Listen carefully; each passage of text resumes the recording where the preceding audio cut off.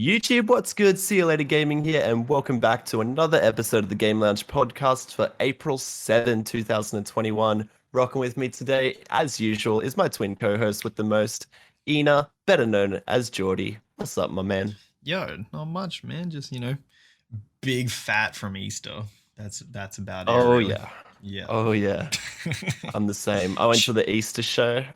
We did J barbecue after, so we were eating good.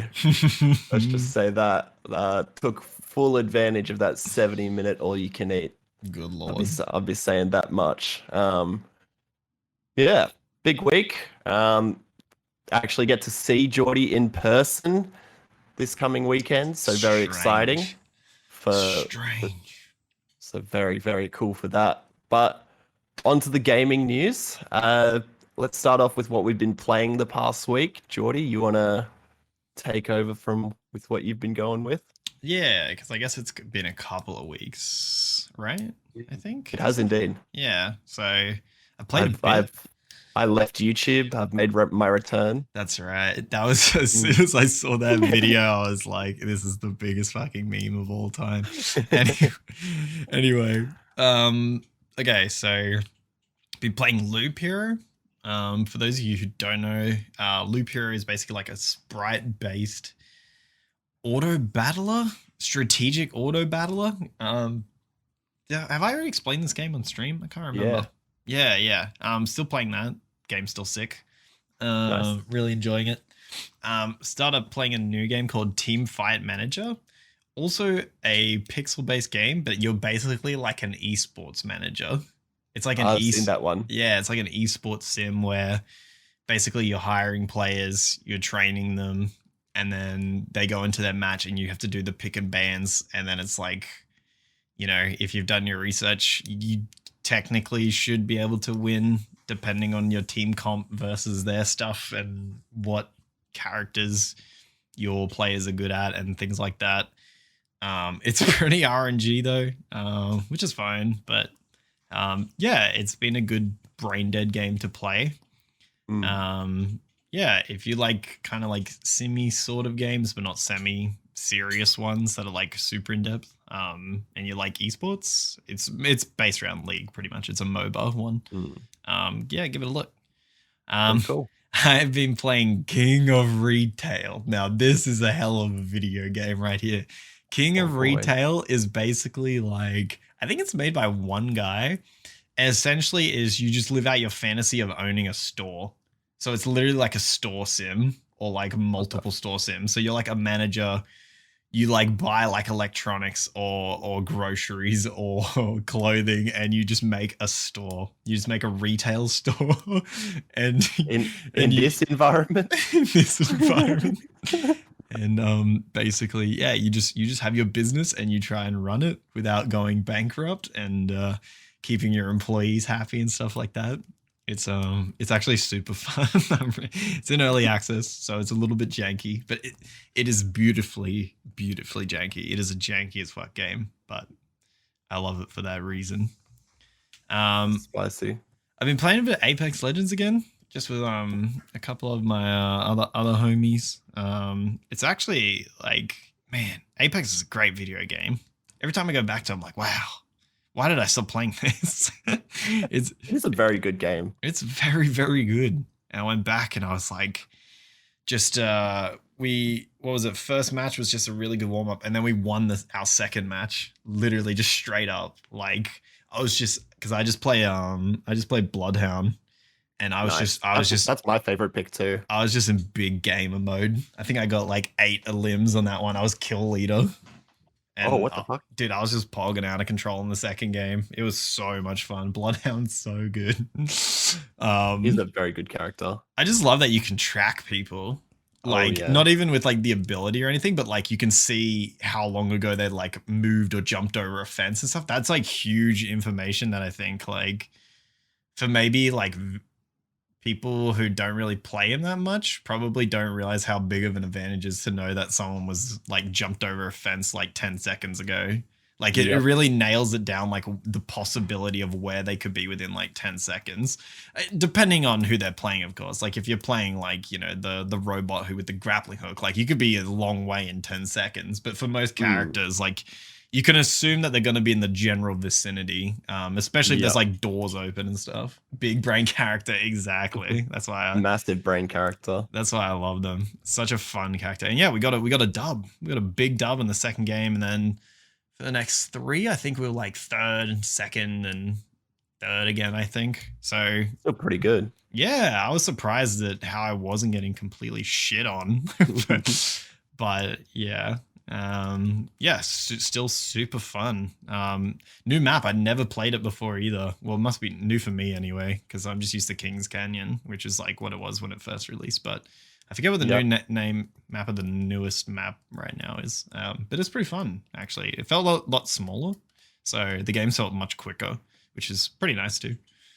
Valorante, still playing Valorant.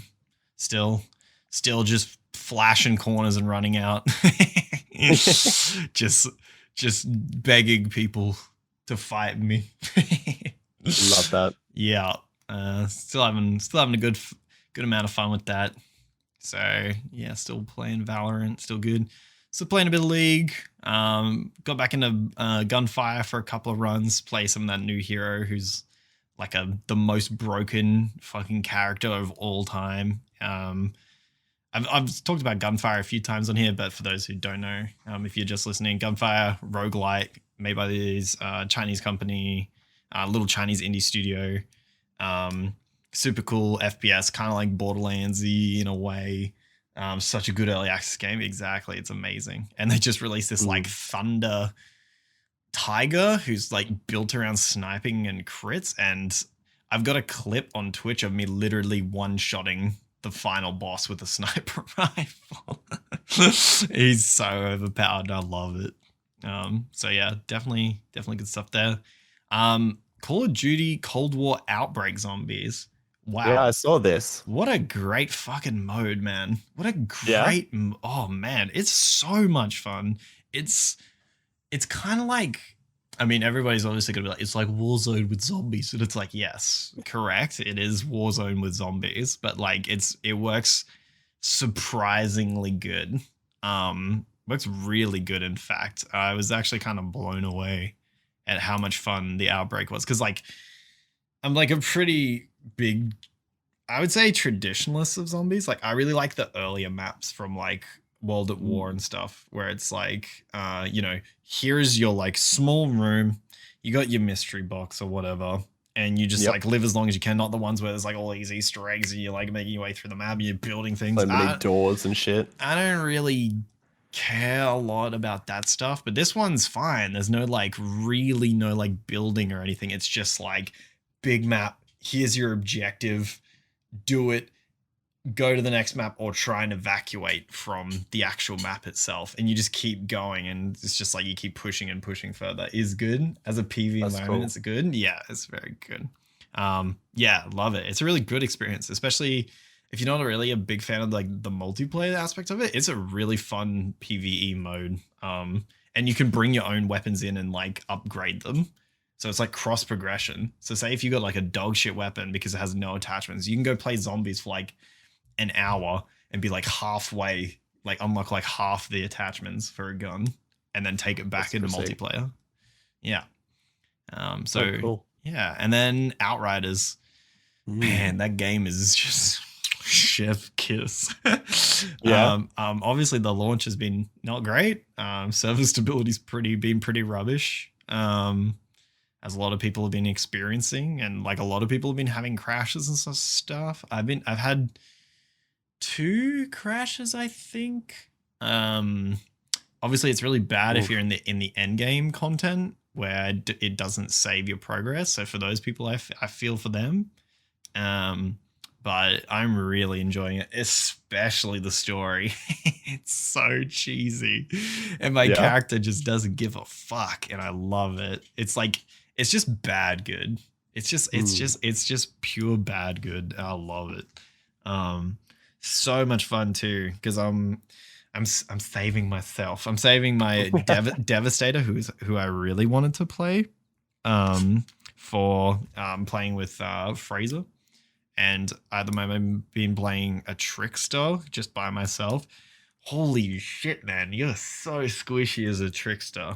Yeah. Especially because it kind of works like how Diablo works, where there's like torment levels essentially, but they're called world tiers. So the higher you go in those, the more damage the enemies do, and the harder they are to kill.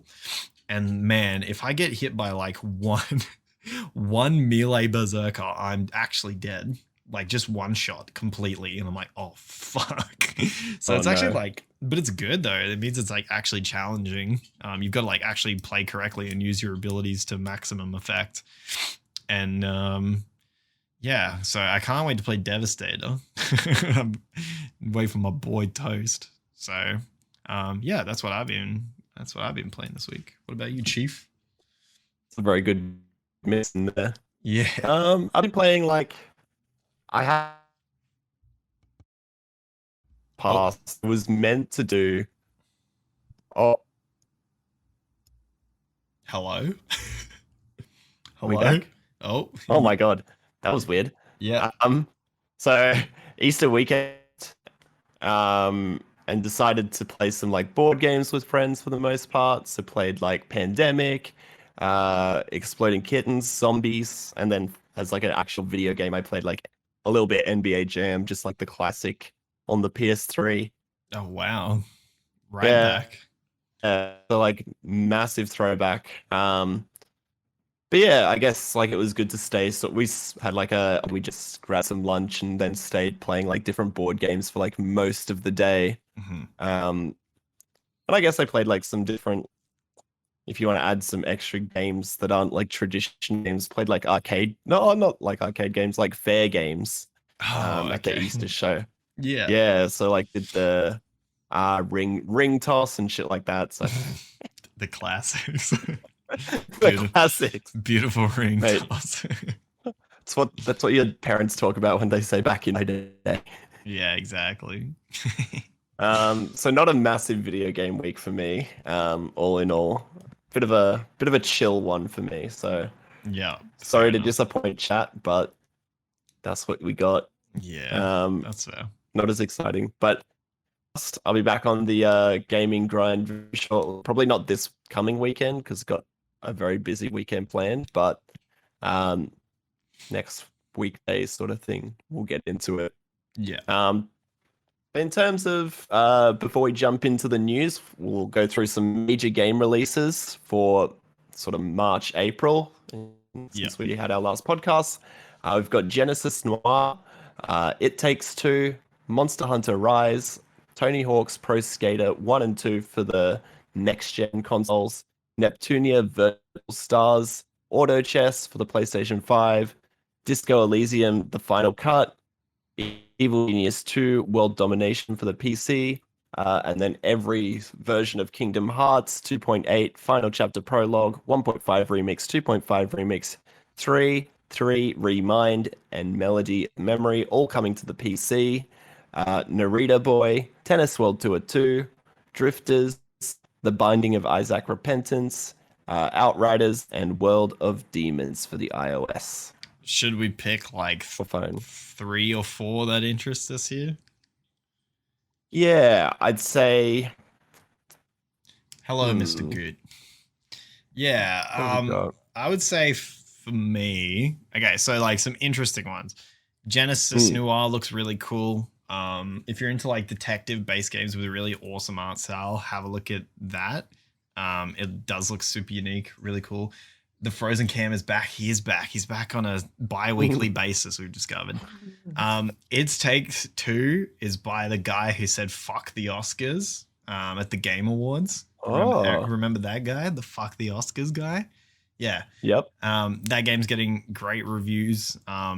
It's made by the guy who made A Tale of Two Brothers and oh god, what's that other one? A Way Out? Yeah, A Way Out. It's from that guy. Nice. It Take Two looks fun as hell. Correct. Yeah, that I have seen that one. Does look good. Monster Hunter Rise just looks like Monster Hunter World on steroids. Just so Yep. much faster because of the little light bug or whatever it's called. The bug something. It's basically like a grappling hook. So I've heard nothing but good things about that too.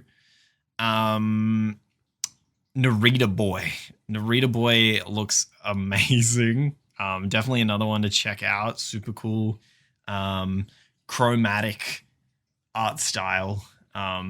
Based on like computers, essentially, like side scrolling action sort of game.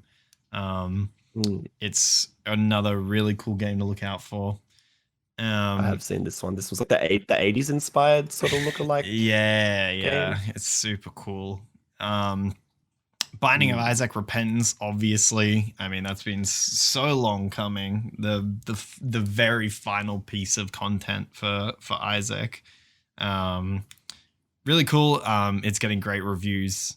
And yeah, finally the Isaac community can shut the hell up and just play the game again. And then the final one that's really interesting, World of Demons, is made by Platinum. And it's just made for iOS. And it looks so sick. But you have to have an iOS device to play it, which is super depressing.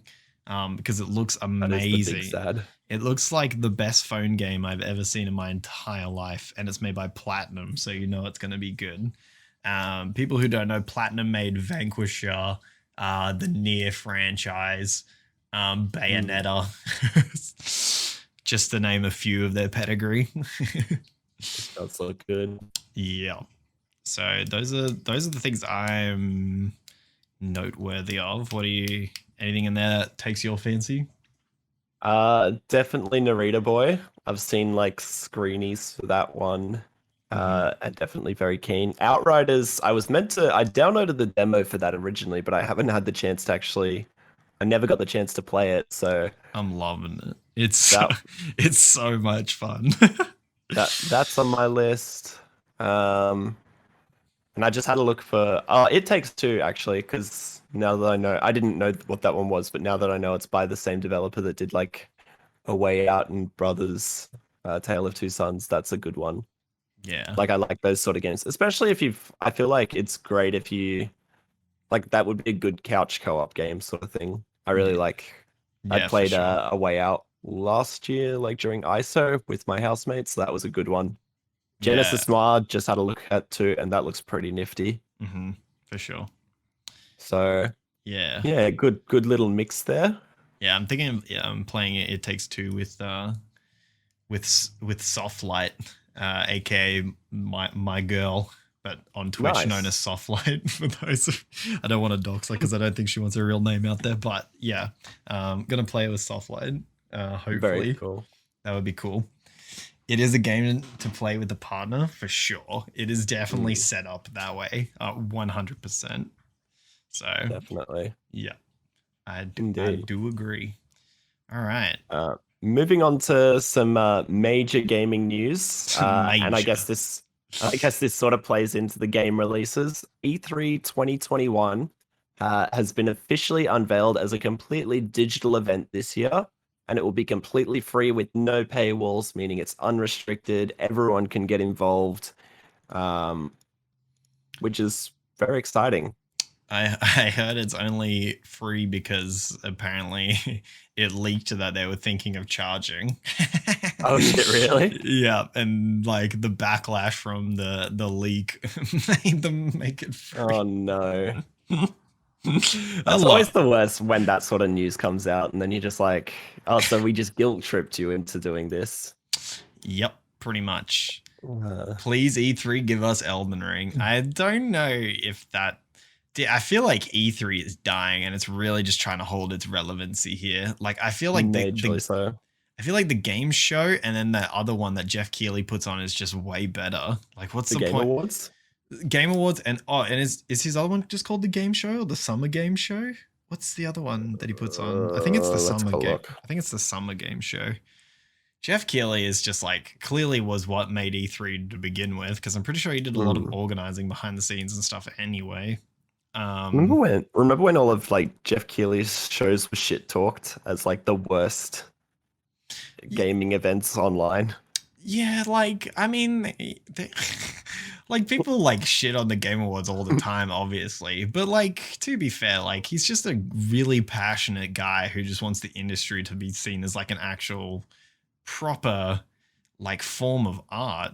And the guy is like trying to make it like like set it as an industry that has like standards, like with actual Yeah. awards and stuff like that. Like, and a lot of guys they're just like all these commercials in the thing. It's like, yeah, he needs to make money. Like these Yeah. productions cost so much money to put on. Like, Yeah. of course he has to have like sponsorships, and there's like sponsorships in the fucking Grammys and everything else as well. Oh Like, yeah. I don't know. Thank you, McDonald's, for presenting this award. Yeah, Like, exactly. like I don't of know. course. I think he's a king. He may have his crown, Mr. Keeley. So, yeah, E3. Like I remember being, I remember high school. I remember being in high school and being so excited, just sitting in class on my laptop, just Oh, yeah. waiting for the news to roll in from E3. Like, or like trying to fake sick a day so I could stay home and just like watch E3. It's Yep. such a like pivotal moment that I grew up with, of just getting so excited for video games and just having my mind blown away. Like, Oh yeah. okay, this is gonna sound stupid, right? But remember when next gen, aka like PS4, was just rolling around and then they showed off Watch Dogs for the first time? Yep. And I was like, what the fuck? What Yep. the fuck? Yo, the PS4 gonna look like that? Yo, what the fuck? Dude, that's crazy. Dude, that's Literally. fucking what the hell? Dude, that's I can't even tell the difference between real life and that. And then it was just a lie. Yep.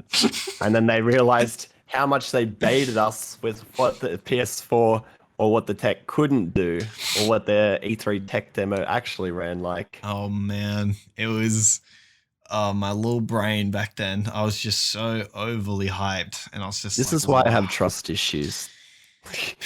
I mean, Cyberpunk give me trust issue, but like, Yeah. yeah, man. Like E3 used to be just such a happy point in my life. That was like the happiest Majorly. three days of the year for me, and then I just went Yep. straight back to high school depression. Mm. Just like, and then just to be like checking, I'm like, is there a new Fallout this year? No, okay. Just keep making my way downtown until there was a Fallout 4 announcement. I was like, oh my god! And they're like, it's releasing in November. I remember in uni, because I was like, I had no sort of restrictions with sort of what time I could or needed to be up for school or whatever. And I remember for like 3 days working off like an American sleep schedule for the most part. So I could be up at like 2, 3 a.m., I think it was, for like the first press conference. I think it was like Xbox who opened up the show, or Xbox Microsoft, and being up at like some ungodly hour of the morning. Only I was awake. A couple of friends just like chilling, watching what had come out, and then just like going through each day, like PlayStation, Nintendo, Bethesda, whoever had like a press conference. That was like the talk of the town for gaming news, and that was where all the major game releases happened.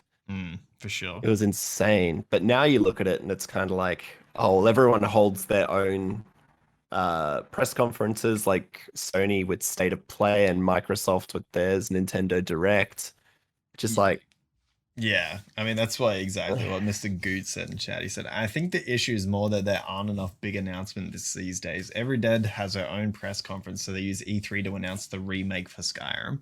Exactly. Yep. Couldn't agree more. exactly. Couldn't agree Yeah. more.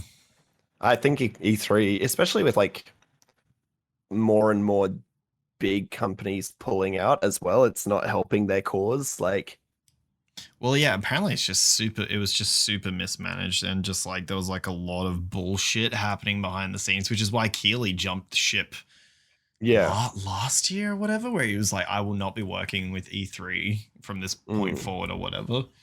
And then it's just like, oh god, if you've got the most wholesome man in gaming abandoning, then it's probably not very good what's happening. So Yeah.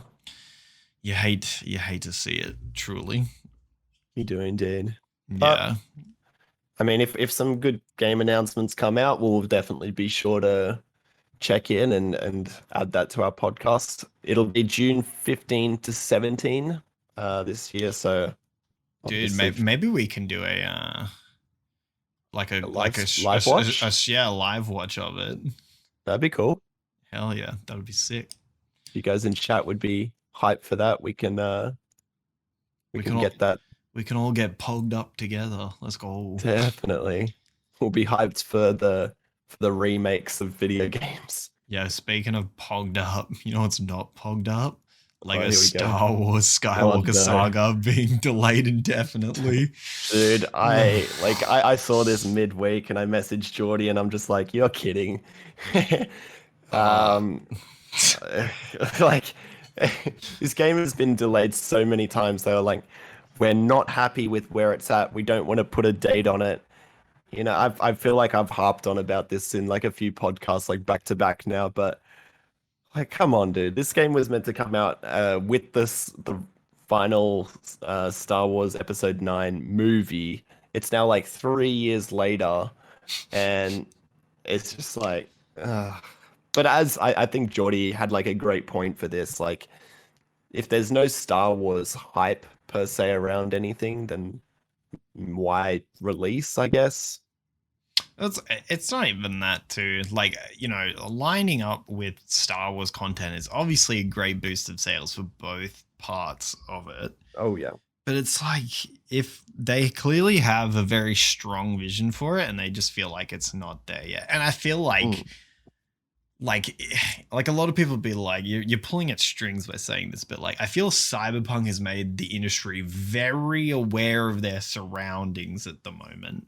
Like Very fragile. very aware of their surroundings.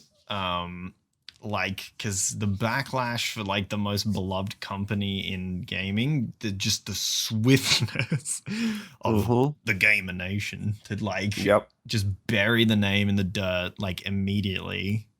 I think it has a lot of developers scared because they don't want to receive death threats. So I feel like Yeah.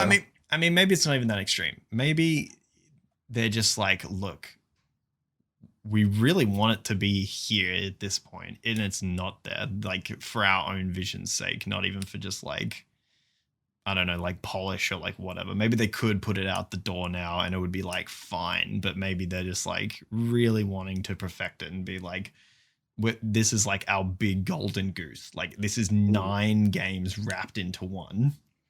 Like we really want it to be good.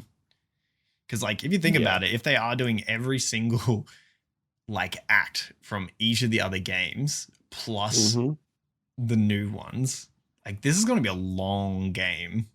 Like like it's a lot of content. It is. So like because they're like really they're wrapping everything, but they're also remaking all the first stuff too.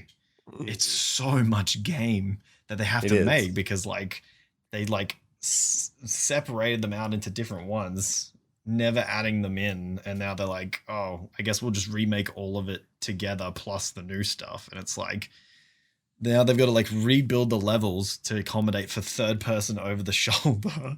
It's a hard task, man. So I think that this is a good call. Are they doing a Duke Nukem for Star Wars? No. I hope not. I hope not. But it does suck though, because it looks awesome. That's why everybody's sad. It does. It's because it looks great. Yeah. Like I don't know what it is. Lego games as well are just like super fun to play. So like it's a good void filler for that sort of like space there. Because I love Lego games. I've mentioned that like a couple of times on the podcast too. But yeah, I do hope that it sort of like gets the polish that it needs, and when it does come out, it's good. Because I think people will be very quick to forget how long they waited if a product comes out and it's good. Well, yeah. What's that really famous Miyamoto quote? a bad game release is always bad, but a delayed game can be good. What's the quote? I'm butchering the shit out of it. Sorry, Mr. Miyamoto. Miyamoto quote: "A bad game." Oh, A delayed game is eventually good, but a rush game is forever bad. Yeah. Yeah, I that's mean, true. yeah. Yeah, because I feel like if once people get it in their hands, they're kind of like, oh, it's here. It's fun. It's good. Mm. If it's good. Yeah. Well, in terms of things that have actually wrapped, Netflix's The Witcher season 2 has officially finished filming. I guess this is semi-gaming news, more like entertainment news, but it's been a hot minute. Ties into a Witcher game. Yeah. It's been a hot minute since season 1 of The Witcher came out. I think was that 2019 or 2018? It had to be 2019. Yes, actually it was. It was Yeah. 2019. Yeah. Yeah. Because I was like, I finished Think Witcher in 2017. No. Wait, what? Yeah, no. 2018. 2018 I finished The Witcher 3. Yeah. Yeah. Because I remember I watched this actually in the office because I worked like Christmas shutdown period one year and we had nothing to do, so we just chucked on The Witcher on like one of the big screens in the meeting rooms and just watched that for most of the day. Hell yeah. But so How 2 years later, have you yeah. ever played the Witcher games? I played 3. Okay, did you play much of it? Yeah, I Okay. played a good amount. How do you feel about the show in comparison to the game? It's been a hot minute since I've done either, but like I feel like there's a lot of creative expressions in the show that are different to the game, but it's not a bad thing. Well, yeah, I mean the show's more based on the books than the actual games Yeah. themselves. But they put the bathtub scene in there, so They did. that's plus They 10 did gamer put the points bathtub. right there. So That's lots of gamer points. okay, how do you feel about Mr. Cavill being Mr. Geralt of Rivia? I like him as Geralt. Not as much for the looks wise, but I think more so because he understands the culture and like because he's a gamer himself to a degree. So To a I'd say degree, like he is a yeah, gamer. he is a gamer, right? Yeah. He's a basement dweller, dude. He played like WoW for like 6 months before he got the call to be Superman or whatever it was. That's true. He's a stinky gamer. I'd say that he knows like the culture and what it means to the people who are like interested in that space and that lore. So Yeah, I think like I think he's a good fit there.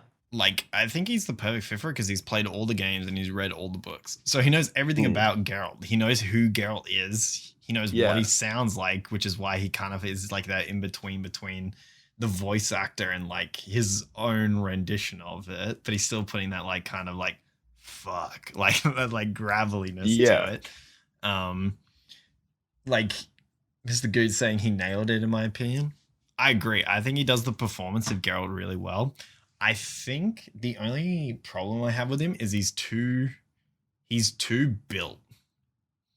Like he's very buff. Geralt, I feel needs to be a little bit smaller because he's not from like that like the house of like the bear or anything where they're like the big boys, right?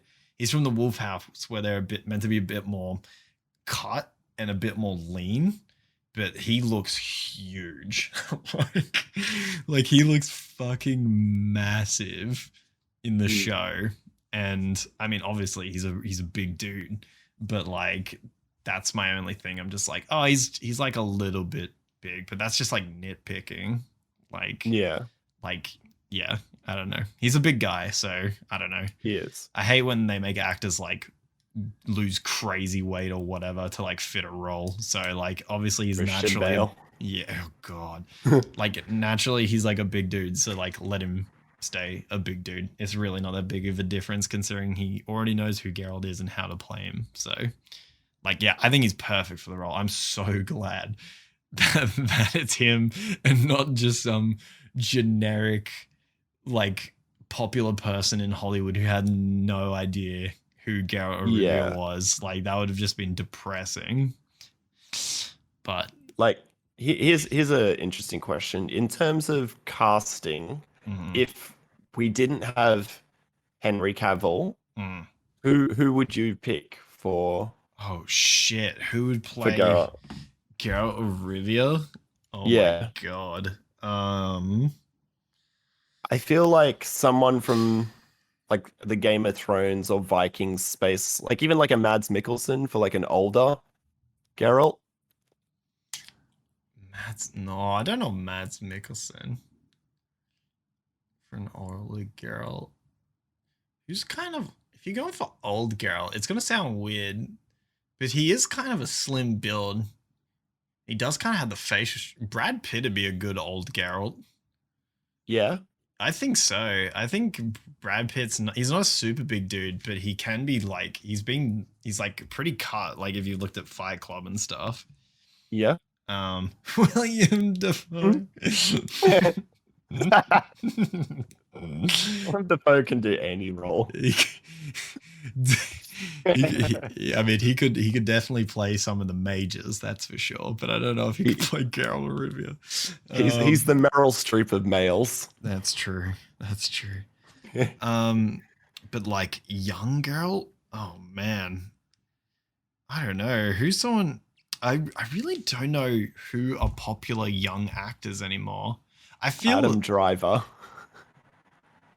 Adam Driver. Nah, he built different, Yeah, bro. Yeah. He's too big as well. I'm something of a witch of myself. Yeah, no, he's too big as well. I don't know. I feel like this would be a chance to find new talent.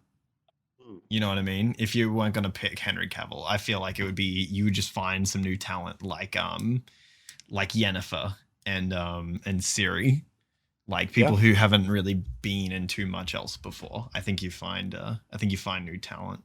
Like most of the cast really who's in it, like it's mostly Henry Cavill, right? Like everybody else isn't super huge in terms of what they've done before from memory. I think. Yeah. Right? Henry ate the budget. Dude, Henry I reckon so. I think Henry was the budget. Okay, so the thing about that is I don't even really believe that because like he was the one sending a message to his agent every day begging his agent to get him the role as Geralt of Rivia. He said he would do anything to have the role. So I don't know. I think he's just doing it as a fan, really. Like I think we are expecting him to be paid this amount, like a large amount, right? But I really feel like he's down here because he's just like, I just want to be Geralt of Rivia. Like I feel like this one's just more of a I'm sure in the first season his salary was really here, but now season 2 it's like, you know, where it should have been to begin with, considering the massive success of the first season. I'm sure he got a pay upgrade, but I'm sure in the first season he probably took a pay cut in order to secure the role. But I was just looking at upcoming actors for the year. I looked up 2020. They had Tom Holland, Noah Centineo, and basically all the kids from Stranger Things, and Timothy Chalamet. Yeah. None of them. No, none of them. Nah. Yeah. You'd find new talent. Oh yeah. Yeah. Sure. But no, I rate Henry Cavill. Yeah, I agree. As a pick. I think he's good. I'm excited for season 2 as well. Excited. Me too. I actually didn't check. Do they have Witcher season 2 release date? No, I don't think so. Do they? It just says 2021. So I assume late 2021. Okay. See. Okay, very cool. So late this year, maybe like Christmas release, sort of like they had last time. Yeah. Interesting. Um, Very cool. Next up on our topics list, we've got 5 minutes of Resident Evil 7 gameplay. Yeah, we do. Yeah, we do. We got What do you some think about that? we got some handgun gameplay, we got some shotgun gameplay, we got some running through knee deep in blood gameplay in the castle. And then we see Big Mum as well. Big step on Oh, me lady. She's also in it. also, slight correction. Resident Evil 8. Oh, sorry, it is Resident Not, Evil 8. Yeah, Village, yeah. right? Yeah, Roman numeral Yes. Village. Yeah, um, yeah, super, super keen. This was done through IGN. Like their first program that they do, where they show like the Yep. first gameplay. Um, it looked great. I mean, it looks like Resident Evil on the RE engine. It looks beautiful. Yep. The castle looks incredible. The enemies looked awesome. They're like wielding claymores and shit. They had like full on swords and stuff. It's so cool. Everything looks really, really good. Like the lighting in particular was one thing that stood out. The lighting is amazing.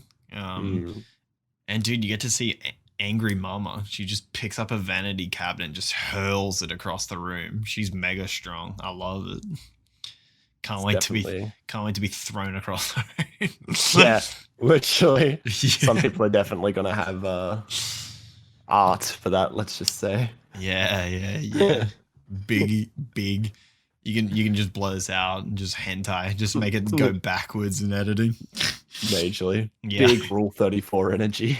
Yeah, exactly. Kids don't look that up. Yeah. Especially ones on Stitcher. Don't look that shit up. All right. Okay, the next one's I just find this funny and sad at the same time. So Crash 4's DRM was cracked in one day of going onto PC. And the reason Security. And the reason it was cracked in one day is because they decided to put DRM in a single player game. Yeah. Like you have to play it online in a single player. I don't know why companies do this. I think it's really stupid. Is it just like an authentication thing that it's like, surely that's all it is? But it's trying to stop piracy. But the thing about when you do this in single player games is you piss the pirates off more. So then, like literally, what happened is the pirates like heard that this was happening and they're like, "Are you kidding? You're putting DRM in a single player game? What kind of joke is this?" So they're like, "All right, boys, band together," and then they all cracked it together. They like all worked on it at the same time. They cracked it in one day, where usually a de novo DRM takes like the average person like 27 days or so. Wow. But they all just banded together. I love when gamers unite. It's last time we did it, we crashed the stock market. Hold the line. That's absolutely quality. What do you mean? We bankrupted a firm, dude. Let's go. Hedge fund, little bitches trying to run our boy GameStop out of business. Not on my watch, dude. Absolutely not. But yeah, that's pretty much that whole story. I just find it funny because please stop putting DRM in your single player games. Love of Jesus Christ. All right. Yeah.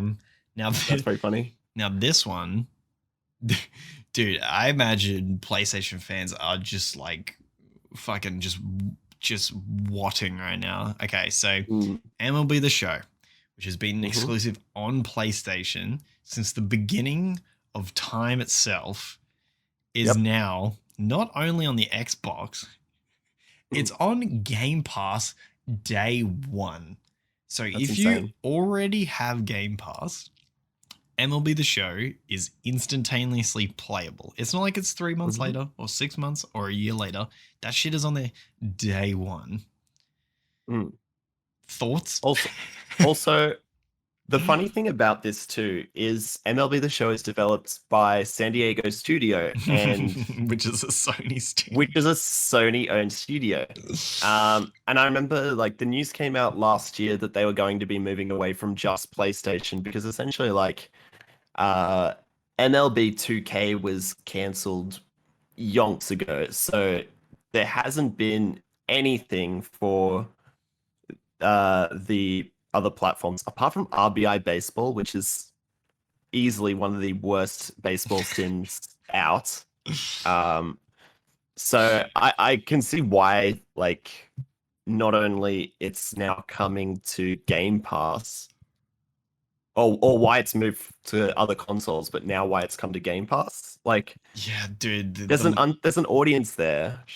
like, oh yeah, I'm sure there's an audience. Like I mean, MLB did it because they're like, PlayStation, we actually want this on all consoles, or we're gonna take the license from you. That's what they did to them, and they're like, oh shit, I don't want to do that, man. So you know, PlayStation will do their thing where they're like, get this exclusive content because that's the only way they're gonna like get people to buy it on their console, right? Because like think about the value proposition. It's like, okay, I already own Game Pass, or I like to play through like the season mode once, right? Yep. And you have an Xbox. It's just like, okay, PlayStation in Australia, you're going to pay $110 for that game now. Xbox, you are paying $15 a month. Yep. Or $10 if you don't have the ultimate whatever. But like, let's just say 15. Cool. You've just fucking, even if you've just played 2 months of it, $30, 110. Yeah, it's brutal. It's like, oh man, and it's just another exclusive that's gone. You know, it's so funny. Every time we come back for the podcast, we talk about how enticing the Xbox, like the Game Pass becomes. It's like last 2 weeks ago, we were talking about like Bethesda. Yeah, 20 Bethesda games added. And then we talked about how the EA Play Pass is essentially coming to the Xbox Game Pass as well. And now you've got PlayStation exclusives on it as well. And like every week, I feel like this bloody Games Pass gets better and better. And Outright is day one. They got Outright is day one. Like Xbox, like dead set, Xbox is leagues ahead in terms of their Game Pass. Like the fact that it's not only like a majority of the games across platform, but the fact that it's super achievable, like super affordable, and they have a massive library of games. Like, as you say, $15 to get everything. Essentially, so with every Bethesda. Yeah. Like everything Bethesda, everything EA, everything first party Microsoft, and now first party PlayStation games. Like, it's like far out, dude. Where does it end? It's insane. Can I just have a look at the PlayStation Now service? What's on it? Can we just have a look? I heard they're adding some new games to it. Yeah, PlayStation Now is like majority first party games, and I don't even think it's in Australia yet. Okay, so here we go. So that's a big thing, right? They've added 3 new ones. I remember hearing this news. The Long Dark, good game. Okay. Borderlands 3, only until September this year though. Good game. Marvel's Avengers. Thank God we have Marvel's Avengers on PlayStation Now. Oh my God. Okay, so what else is on here? Ace Combat 7, World War Z, Super Hot, Infamous, Black Ops 3, Detroit Become Human, Darksiders Genesis. Like how many games do they have on here? They've got. Don't get me wrong. The list is pretty expansive, but a lot of it's like a lot of them are indies and first party, or not very good looking at all. I'm looking at some of these. I've never even heard of them at all. I'm just working my way back from 09 to sort of like I'm in W now, and you get WWE 2K15, 16, 17, 18, and 19. It's like, who's going back to WWE 2K15? No, this is just more a case of let's have more instead of quality. Yeah. This is what this looks like. Like, it's got all the Sam and Max games, like literally all of them. They're just taking up a huge part of the list, and it's like, oh, is anybody really going to PlayStation to play Sam and Max? I mean, I like maybe, It's but got it's got The Last of Us. It doesn't have The Last of Us 2. It hasn't got Uncharted 4. It they're just fighting two different battles, and yeah. I feel like this is their attempt, but Yeah. it's they've just gone for quantity over quality. Like, Yeah. I mean, Like I like guess. don't get me wrong, PlayStation has like a good list of first party games, but Hmm. I mean, and yeah. what ones can you even play on PC? Like, does it even say which ones are on I PC? don't none. No, there's the PC app. You Oh, can, PS Now on PC. Okay. yeah, you can play some, but they don't browse the full range. Let's have a look. Oh no, those look. You're trying to sell me a controller? What is this? Yeah, that's what I was looking at. Connect your controller and then it says browse the full range. Yep. It doesn't. Yes, it links you to a controller. What's It up, doesn't show friends? you what games are PC. Hello, guitar. Welcome. We're now just talking about the in the current part of the podcast where we're now comparing Xbox Game Pass to PlayStation Now, and really what we've found is that Our weekly check-in.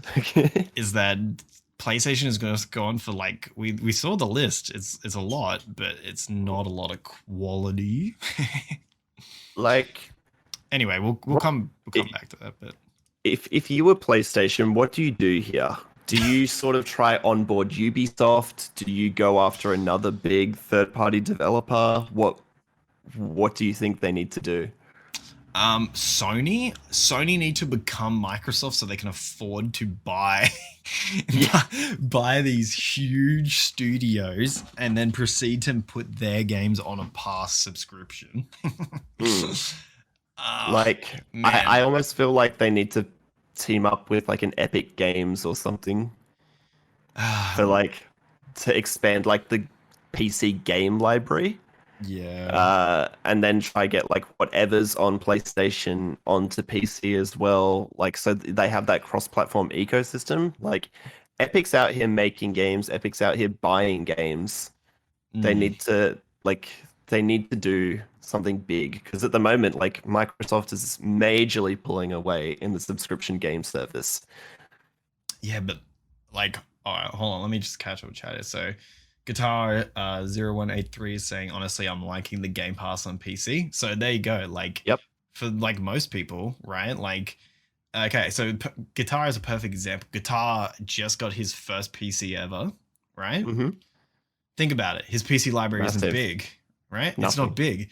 So my man's pays $10 a month, and he just fucking all you could eat video games on PC. Like, how insane is that, right? It's a crazy service. And what's Mr. Goot saying? So wait it out at the normal Blockbuster exclusive. Wait for Microsoft execs to realize $15 a month for these games isn't financially viable, and if it is, then Sony needs to captivate. So I guess think of it as like the Netflix model. Netflix continue to make shows, but they aren't at all profitable. Yeah, no, They're majorly in debt. But their whole system is that they'll keep producing shows so that people keep coming back and keep paying that monthly subscription fee. Like, I could cancel my Netflix subscription at any time, but they'll keep making shows that keep making me want to come back, or they'll keep acquiring shows that have that same thing. Like, $15 a month for one person, yeah, not a lot. But if you times that by let's have a look. How many Xbox Game Pass users? Oh, it's a large number now. And this is just like the perfect example, right? This is what Guitar's saying. It opened the doors to a lot of games I wouldn't have played before. Killer Instinct, Ori and the Blind Forest. Exactly. It's just like, you don't like it? Cool. You have lost nothing. You have lost nothing for trying it because it was free. Insanity. Exactly. Yeah. So I just had a look. As of January 28, 2021, it had it grew from 15 million active users in September to 18 million. So at 18 million users, at $15 a month, we'll say. That's Yeah. $270 million a month that they make. So how much did Microsoft acquire Bethesda for? 10 billion. Okay, Oh, so nine. What was it? 10 billion? It was close. It was like, I think that was Australian money though. It was like 7.6 okay. billion or So something. they make alone in 1 month $250 million. Yep. So they make $250 million. They recoup essentially the cost of Bethesda in 2 years. So when you put it in that perspective, $15 a month, not a lot, but to grow their game library and to acquire a massive studio like Bethesda, not only do they have now a massive back library of games that people are going to play, like I never played, say, some of the old Fallout games. I Mhm. now have all of those ready to play in my hand And if I have an Xbox Game Pass subscription. you know what's amazing about that too is that Mm. you can play. Okay, say you're a pretty busy guy, Alex. You don't have a lot of time to Mm. sit down at home, Alex. Exactly. You know what you can get, Alex? What can I get, Jordy? You can get an Xbox controller, okay? And you can connect Mm-hmm. that to your smartphone, right? Mm-hmm. And Alex, they've added it to the cloud system. You can play Fallout New Vegas on your smartphone, Alex. There you go. So you can play while you're on public transport to work. You can Yep. play 30 minutes a day either way Yep. of Fallout New Vegas on the go. How fucking There you go. crazy is that shit? Trust me, I am always playing games on my phone on the way into work. It's either YouTube or it's games. While and that's it. That's it. Like my commute in is like half an hour each way, as you say, and like an hour a day. That's an hour of games that I can do whatever. Mm. You know, Yep. as you say, like I get home, say like finish work at 5:30, get home 6:30, cook dinner. Mm-hmm. It's like 7:30. I have time for some YouTube, some Netflix, whatever. Mm-hmm. So this is a nice way to fill that void. So Yeah. yeah, it's 'Cause- all about being accessible to the consumer, as you say, as we've sort of mentioned previously. Like especially with next gen games, like PS5, Xbox Series X, they're all like super expensive to buy outright. They're like $100 plus. So you put that in perspective of, okay, I could spend $100 on one game, or I could play what, like a bunch of games for the same amount of for $15 a month. Mm-hmm. Like $100 divided 15 is going to be 6.5 months. So like half a year of video games for the same price of owning one day one release. Yeah. And I mean, if you think of that in terms of Outriders, you have a day one release on that same Game Pass. Yes. Correct. Nutty. Very. All right. I'll do one last thing on Xbox and then we'll move on. So, Mr. Easy. Goat is like, but how much money are the devs making off this? Not saying this is bad, just saying it might want to wait a year or two for the model def works. Okay. So it works differently for each developer. There is not like one deal that fits in all. It's not like a music subscription where like someone has to play it, right? It can be completely different. So this is from Phil Spencer himself. So he says, our deals are, I'll say, all over the place. That sounds unmanaged, but it's really based on the developer's needs. One of the things that's been cool to see a developer, usually a smaller to mid-sized developer, might be starting a game and say, hey, we're willing to put this on Game Pass on our launch day if you give us X dollars now, right? That's probably a pretty standard one, just a full payout, right? For like, we'll have it here for this amount of time. In certain cases, we'll pay for the full production cost of the game. Then they get all the retail opportunity on top of Game Pass. They can go and sell it on PlayStation, on Steam, on Xbox, and on Switch. Sometimes the developer's more done with the game and it's more just a transaction of, hey, we'll put it on Game Pass if you pay us this amount of money. So sometimes they're literally paying for full development of a game and then that's getting put everywhere else as well. Yeah. Crazy. I mean, because you got to think too, like by putting it on Game Pass, you are missing out on sales for some parts, so they need to be. There is a thing with that too, but I'll circle back to that. So another one is others want agreements more based on the usage and monetization, and whether it's a store monetization that gets created through transactions or usage. We're open to experimenting with many different partners because we don't think we've figured it out. When we started, we had a model that was based on usage. Most of the partners says, yeah, we understand that, but we don't believe it. So just give us the upfront money, essentially. So it's like very flexible. So it depends on what the developer actually wants and like what the communication is between them. Back to your point, Alex, of missing money from being on Game Pass. Okay, so I believe it was the developer of Descenders, which is like this little cute chill game of you riding a bike down a hill, essentially not trying to crash and get to the bottom of it. Descenders? I think I've seen it. I've seen this. It's the downhill bike one, like the low poly box. Yeah. Like I've met the devs for this one. Yeah. He said that he was worried about it too, but what actually happened is because people tried his game while they're on the pass, and then they were just like Lonely Mountains Downhill. Yeah.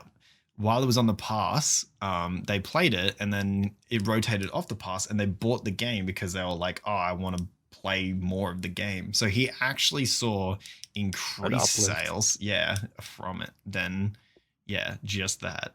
So nice. Yeah, they've got a lot going on. It just depends on what the developers need and what the relationship is between Xbox and the people. So yeah. All right, we'll stop talking about how good Xbox Game Pass is. I'm sure we'll check in on it next week or week after. See what other bullshit news Microsoft's managed to pull out. Anyway, look, to actually answer the question of like how does Sony interact with this, they gotta just pray they make some incredible exclusives, I think, and just sell them at full retail price. What they've been doing their bread and butter for a while, and then I think at that point, because they just don't have the money. Like it's a weird thing to say, but like technically Xbox could just flatline for the rest of its life, like not make us dollar, and they'll still be fine because Microsoft is just a money printer. Like like, think about it. The acquisition of Bethesda was literally the lifetime profit of the PS4. Yeah. Like, of Sony's entire gross over the period of the PS4, including software sales. So, like, what do you do? Like, it's just... And it's only that, like, Phil Spencer is, like, finally realized that he's allowed to, like, tap into this infinite well of money and be like, wait a minute. We can do some crazy shit because we're like billionaires. Yeah. And then Sony's like, you can buy this studio for $100 million, but please don't spend any more. like that's it. It's literally, it sounds stupid, but it's like Sony's allowed to play in like the hundreds of million territory, whereas Microsoft is playing in the billions. Like it's really not even comparable. Like, is to lean into exclusive. The PS5 right now has nothing to play with bar Demon Souls. Yeah, exactly. Don't forget you're expecting to sell Bethesda games for more than 7 years life cycle of the console. That's true. Yep. Yeah, all the games Bethesda makes usually ported between console to console to console. Especially like with Skyrim and stuff like that.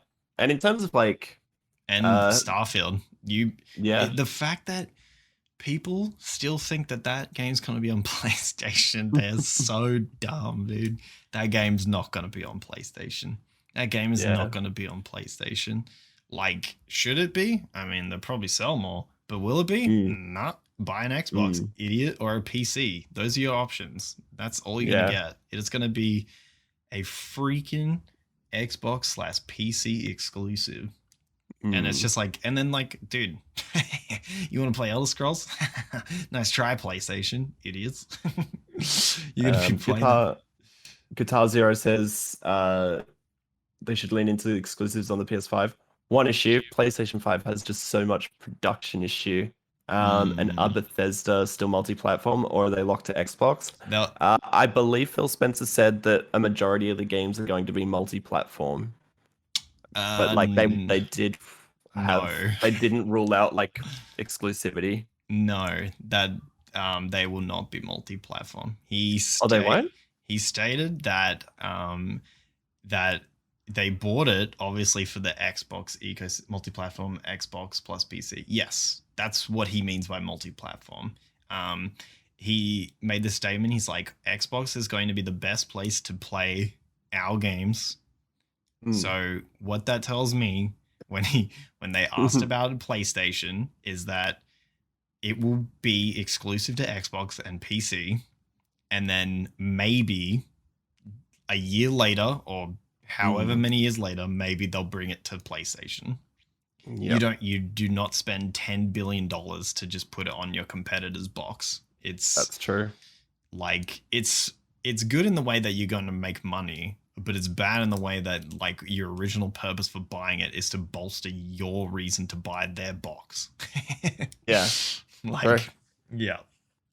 And like, I mean, Phil's already all in on the ecosystem of PC. If you've got a PC, you're probably not getting a console anyway. So he's already lost that fight. The smart thing is he accepts it though. So that's why, you know, it'll also go to PC as well.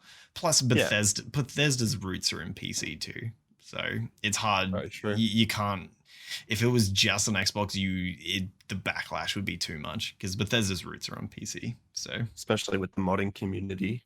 oh yeah, I mean Xbox is also the best ecosystem for modding as well because you can put custom files in. So, oh Sony, you really just don't like playing ball. Yeah.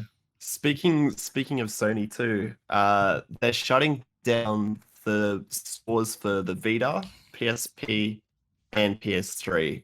Now, quick clarification on this. I believe it's happening. When was it? It's later this year, but they did say with all of the games that you've pre-purchased, so if you buy a PS3 game and the store shuts down, you'll still be able to download it later. So including like the ones that you've had for PlayStation Plus that you've collected over the years, you'll still be able to play. So the notice states that on July 2nd, the digital store will close for PS3 consoles and the remaining purchase functionality for the PSP will also end on the same day. For PS Vita owners, the store closure occurs on the 27th of August, offering them a little longer to grab some new games. So, yeah, you can essentially buy all the games up until said point. So whatever exists on the store, you'll be able to buy, and be able to keep for digital download whenever. But after that, that's it. Man, what a shitty way to conserve games. It's so bad. Like so many games are going to be stuck in limbo. Like yeah, the only problem is digital games would just be lost. Yeah, exactly. Like apparently there was even a company still like making a game for the Vita and like now they're like what? Like you didn't even apparently they didn't, you know, send out messages to just like develop devs or anything being like, yeah, we're closing the store. So now this dev team that's been working on this game can't even put it on the store because it's not going to exist anymore. It's just that's dirty. It's just a huge problem too for game conservation. Like games is like one of those weird mediums where things can actually just vanish. Like source code is a thing that just disappears and then you don't have the game anymore. It's very it's very strange and really bad on behalf of them to not set up like legacy servers or any way for people to obtain these games like legitimately. Like piracy is now just going to be like a massive thing to like conserve these games because like otherwise like how do you get them? Like it's just really problematic. I don't know. I think it's a very like okay, like I get it in terms of like, you know, it's PS3, it's PSP, it's PS Vita, right? It's like 0.5%, 9% of the market. Yeah. Big deal. right? But like, man, it's just a lot of game history that they're just throwing away. I think that's the thing I'm most pissed about.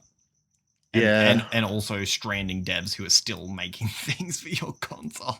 Yeah. It's It, just it sucks.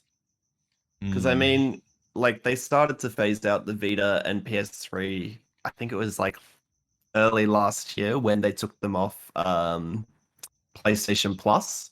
mm, Because like they always used to include like a good mix of games for like PS3, PS4. But now that the PS5's out, it's sort of shifted to like a PS5, PS4 monthly game.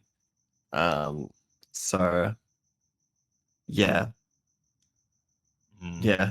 yeah. And I mean, this has been happening for ages. Look at the Travis Dude Silent Hill collection. They lost the final code and were forced to use an alpha build riddled with bugs. Yeah, that's the thing. Some games will now go unfinished or like left in their current state, Mm-hmm. which sucks. Yeah, it's really not good. Yeah.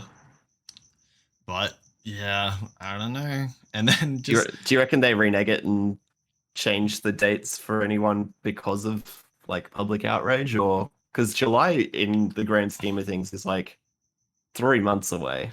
That's not long. nah, Sony, nah, nah. You reckon Sony they're is hard yeah, on it? yeah. They're hard asses, dude. They're gonna stick to their plan for sure. Also, fuck Konami. Yeah, PlayStation and Sony need to buy Konami. That's Yeah. who they can go after. No, Konami just needs to like outsource their IP or sell it off or something. Yeah. Um, yeah, isn't it also funny on the same day that they announced that they're closing the stores, aka meaning losing games, that Xbox announced more backwards compatibility titles for, It's a strong flex. for XCloud. For like they're like, yeah, you can now play all these classics from the original Xbox, and it's like, oh Jesus Christ, please Microsoft. I reckon they saved that for like a slow news day, and then they see Sony do that, and they're just like, "That's it, drop it." Oh God. We haven't had any releases for the Xbox Game Pass this week. We need to drop some backwards compatibility news. Yeah. And just to go back to Goot's point where he's like, not sure I fully agree with Eeenaa. Microsoft at the end of the day wants to make money. If they make profit selling across platforms, they will.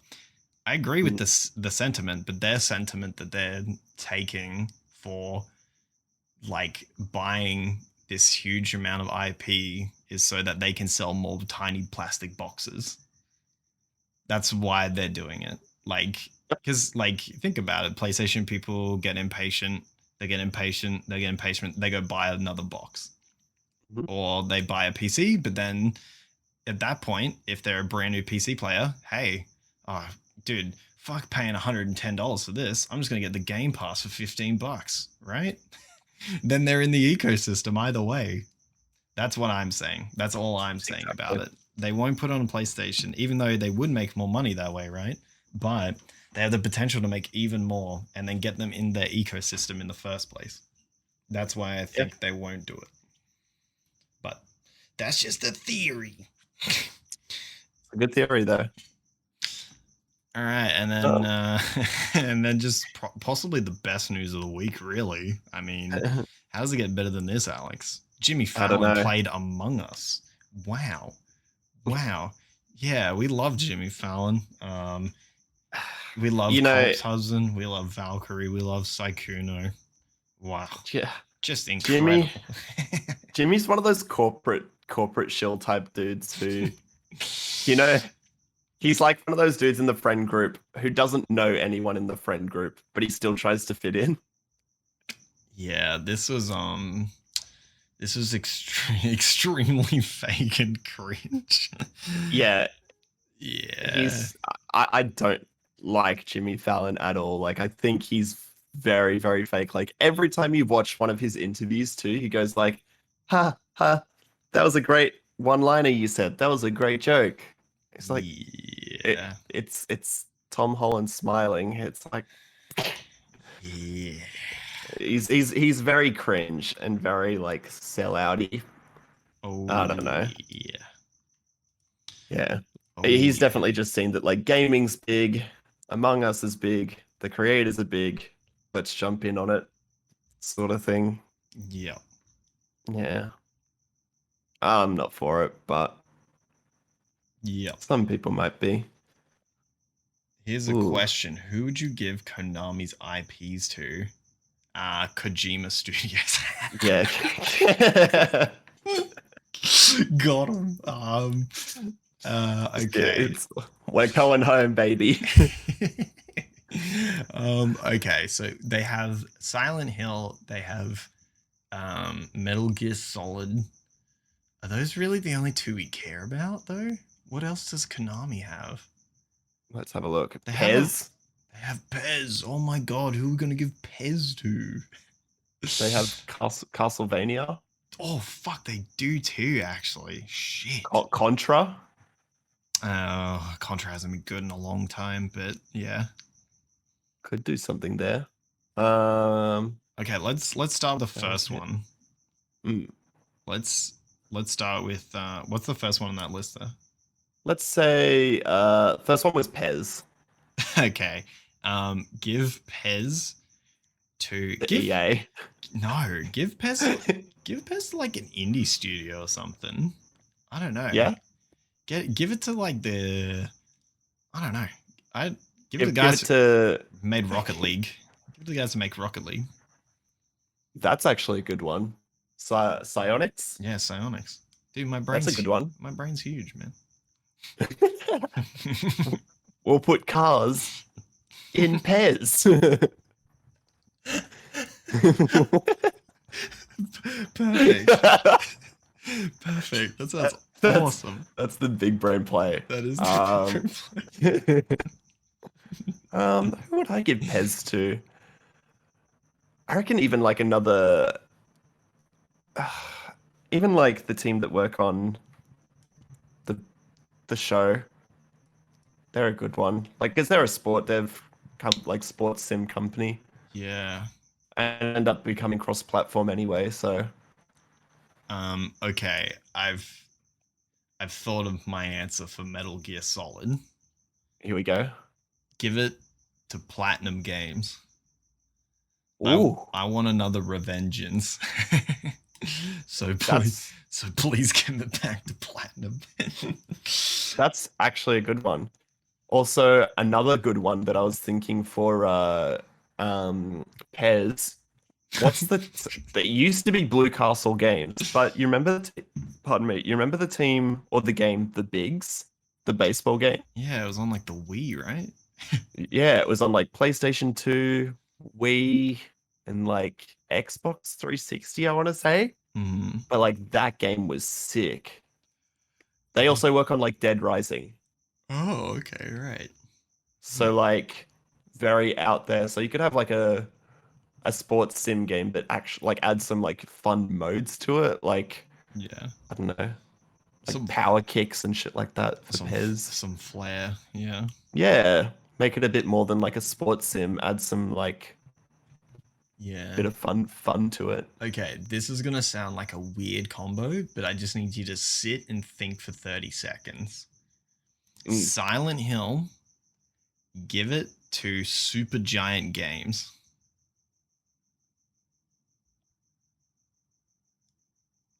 You just gotta you think about it for a second.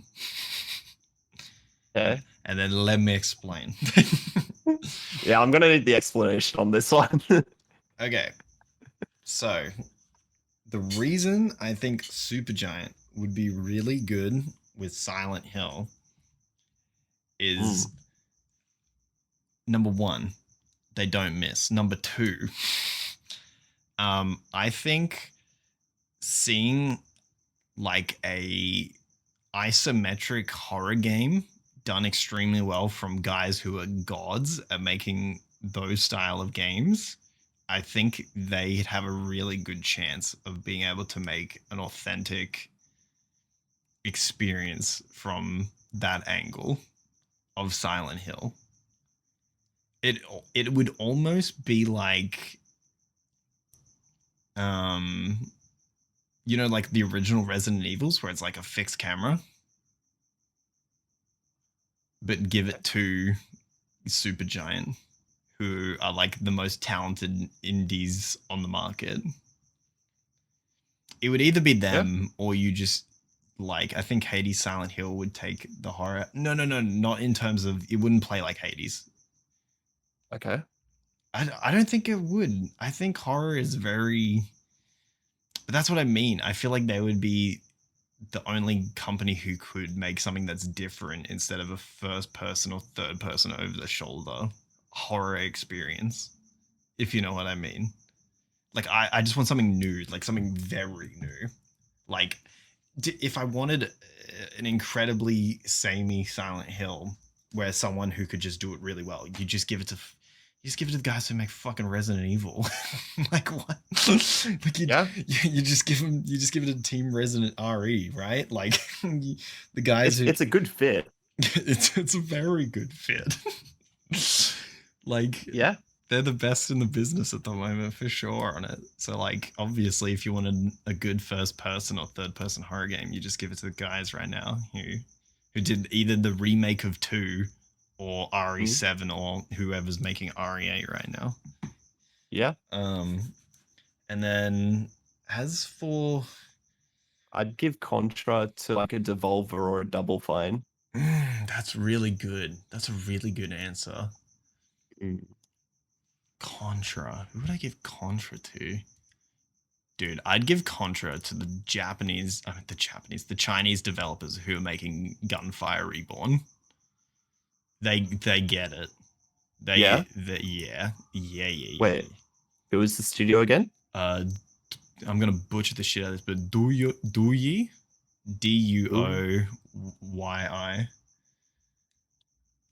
like it.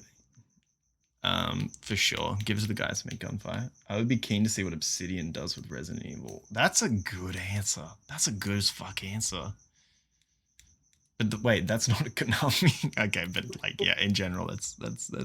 That's good juice. Obsidian is a good one.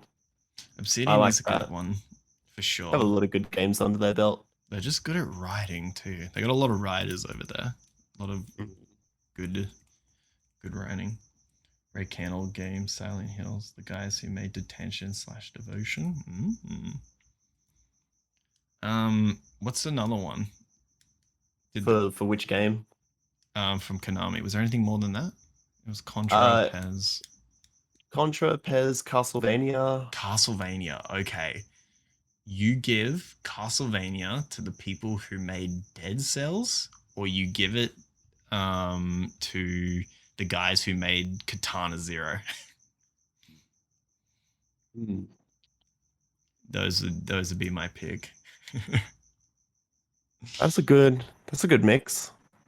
So I think it's Akisoft is the developer for Katana Zero. Yeah, I'd. But you said the answer for Castlevania, Supergiant. Supergiant is also a good one, but that's to be expected. I wanted to push the boundaries a little instead of just like matching them to exactly. Yeah, I'm just trying to think Castlevania, who else it would be good with. Even like a Valve. Dude, give Castlevania to the Dark Souls devs. Give it to FromSoft. FromSoft is good. I mean, it's perfect, right? It's like gothic themed. Like, you could just call it Bloodborne 2. Even Larian? Oh. Maybe not them. Not for Castlevania.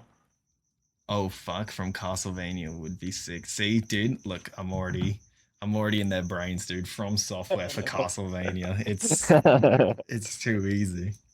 Resident Evil from Soft. Oh, they also got Super Bomberman. Oh. Any like chuck him with Mega Man. Give it to Nintendo. Yeah. Because I was just thinking like the art style and shit like that is very along that line. And I don't think there's any other like big names here in terms of IPs that they hold. Yeah, that's probably That is probably fine right there. Yeah. All right. Well, The final thing that I was going to wrap up with, I was just going oh to yeah. rattle off some incredible games that you can now play on xCloud with touch controls, which is insanity. So let me just rattle off some ones I just can't believe. Okay, so Hellblade: Senua's Sacrifice. With touch control. Yep. No. Guacamelee 2. Okay, I could see that being done with like swipes. Killer I love Instinct. Guacamelee. The No. fighting game. No. Gears 5. Sheesh. Mobile shooters kind of work, so maybe. Dragon Quest 11. No. Celeste. Celeste, I don't. Good lord, you need to be so precise in that game. Celeste is kind of brutal. I don't know that one. You don't know Celeste? Oh, That's an indie darling, my guy. well, there you go. Okay. What else is kind of... All the rest of these kind of makes... Sea of Thieves? Oh my god. Yuck. No. A lot of these make sense, like Enter the Gungeon, amazing. Dead Cells, Yep. Slay the Spire makes sense. Minecraft Dungeon Yep. makes sense. Golf with Your Friends makes sense. Yep. Like what else? Like Walking Dead games makes sense. Donut County makes sense. Yep. But like, man, those ones that I named off, like, good lord, I could not imagine. AAA titles aren't meant for touchscreens for the most part. For the most part, yeah. Yeah. Like there are ones that translate, but like a Guacamelee I could kind of see. But that one I feel like when I play is very kind of like button mashy to a degree. Because you're working out like combos and fights and that sort of thing. So yeah. For sure. Sea of Thieves Touch, yeah.